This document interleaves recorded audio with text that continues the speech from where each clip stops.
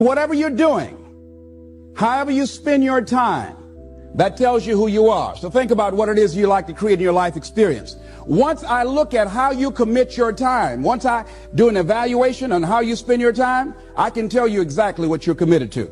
People that say they have dreams or want to open a business or want to do something differently than what they're now doing, they don't like their jobs, they're unhappy, they're unfulfilled.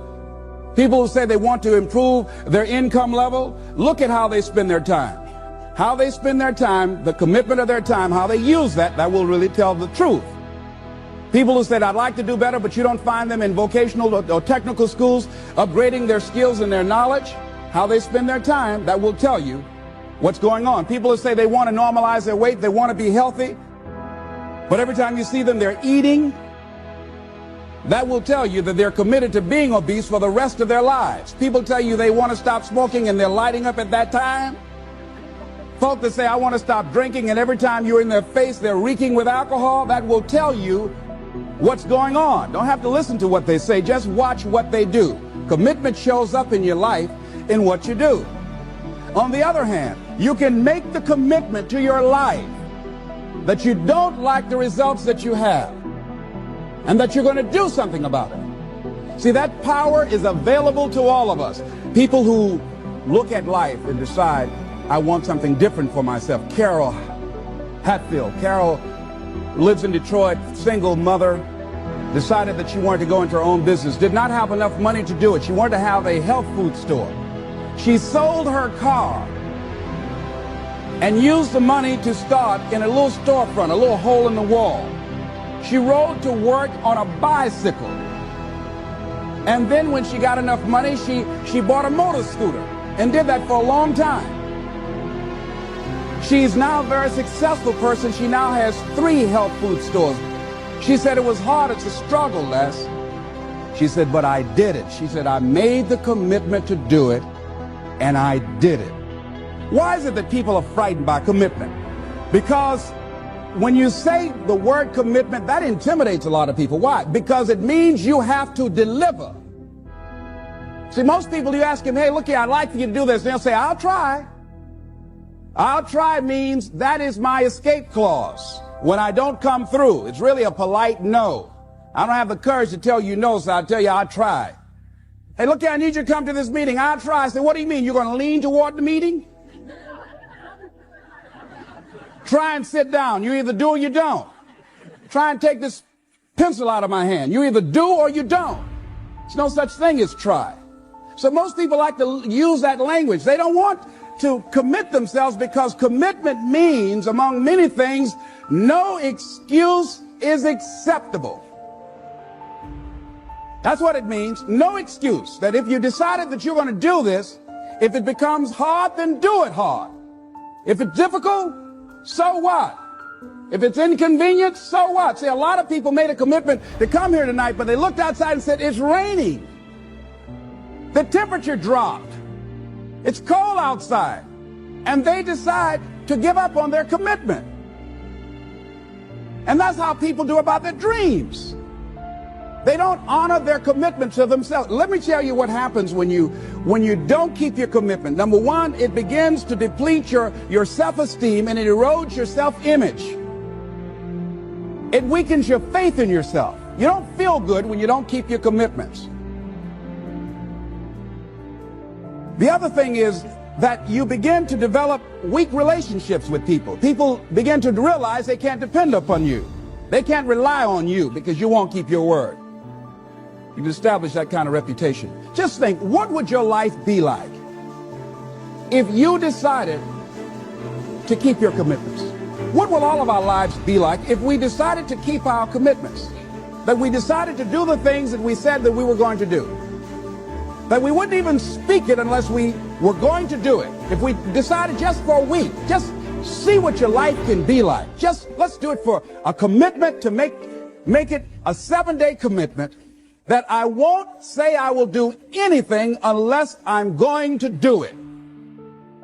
And find out what your life will be like. Let me tell you what, if you follow it through, if you keep your commitment to the commitment, at the end of the 7 days, you'll feel strong and powerful.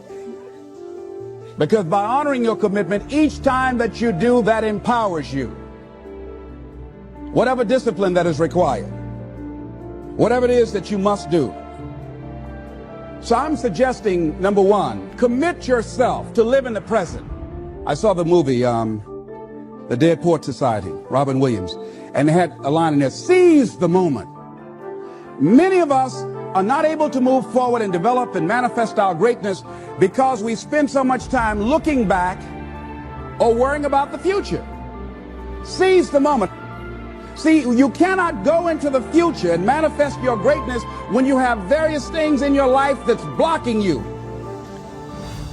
Let's look at how we can begin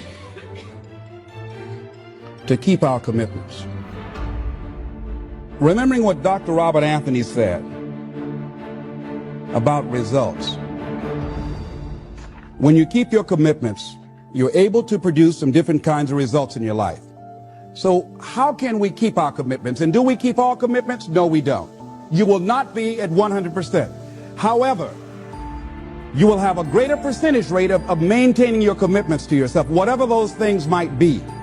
If it's going into business, if it's changing a habit that you know that works against you, if it's overcoming self-destructive behavior, if it's retraining your thinking, if it's reinventing yourself, if it's trying to begin to design your relationship differently, all of us have a possibility by focusing and really harnessing our attention and concentrating on it. We really have available to us the power to honor our commitments in those particular areas. So number one, make it priority.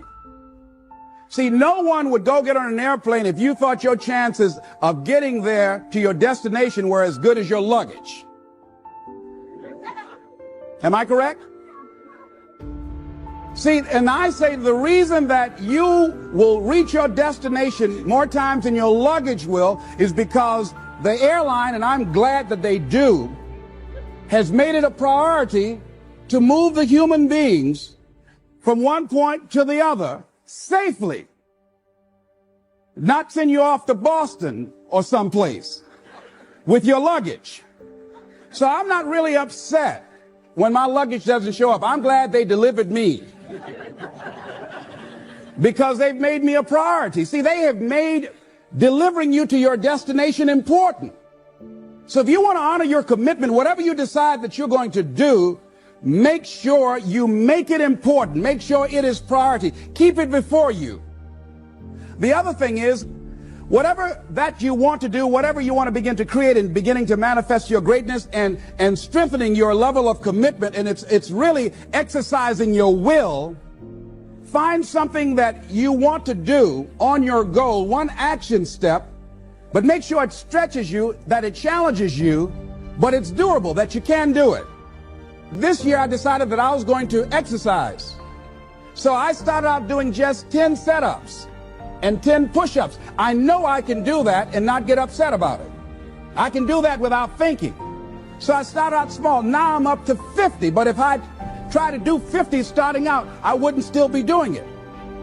So I started doing it in manageable segments. Do that. And that strengthens your will. So my commitment now is strengthened and fortified by the activity of actually doing it. So now I can expand and build from there. When I decided to begin to manage my money differently, and I started saving 5% of my money, then I increased it to 10%, then to 15%. So now I have disciplined myself to live off 75% of my income. I took discipline to do that, but I started watching how I was spending my money. I started keeping a log and following myself. So you want to begin to find something that is manageable, that you know that you can do. The next thing, in beginning to keep your commitments to yourself, have some friends that will hold you accountable, that won't let you off the hook, that won't tolerate anything less than the best from you.